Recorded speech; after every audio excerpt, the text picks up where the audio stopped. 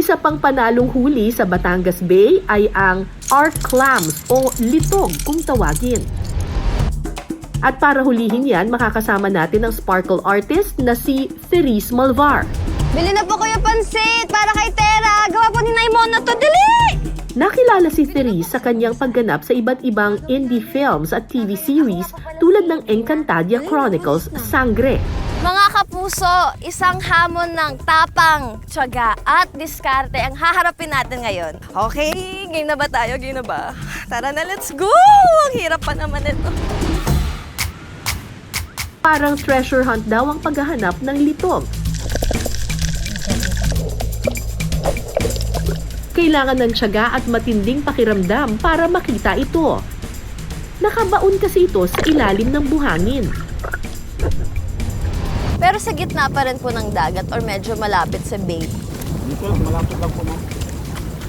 Hala, paano yan? Pa-high tide na. Gano'n ka babaw ang babaw, kuya? Hanggang kaluwang lang. Okay, sige. Kaya yan. Pero yung pagkapa natin, nakaganon?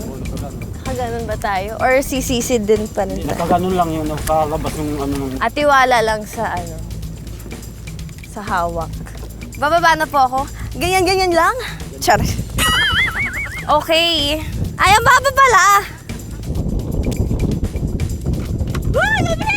Pakiramdaman ng labanan. Game ka na ba, Therese? Mapupuno ko to, guys.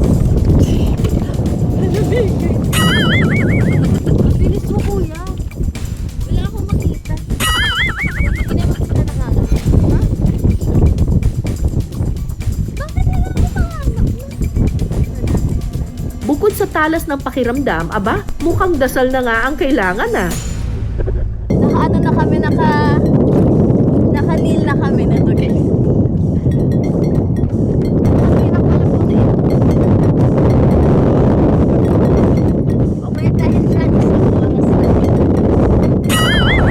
Mabuti na lang at kalmado ang dagat.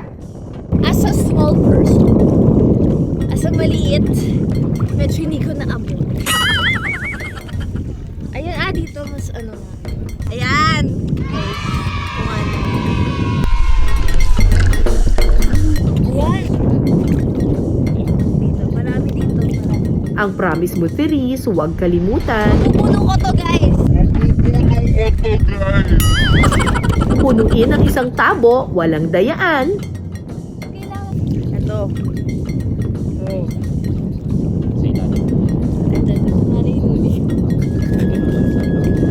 Grabe, ang galing ko! 1, 2, 3, 4, 5. Oh, ang ganda. Ang dami! Feel ko pag ako lang ito mag-isa, kuya. Parang kalahating araw tayo dito. Guru-grupo kayo naghuhuli. Mga 6 na tao. 6? O, so napupunan nyo rin po talaga. Oo. Hi! Pati basura. Nahuli ko. Padami na. Para bang ako nang huli. Okay na to. Pinapilip ko muna ako. Ay. Pwede na sa isang pamilya.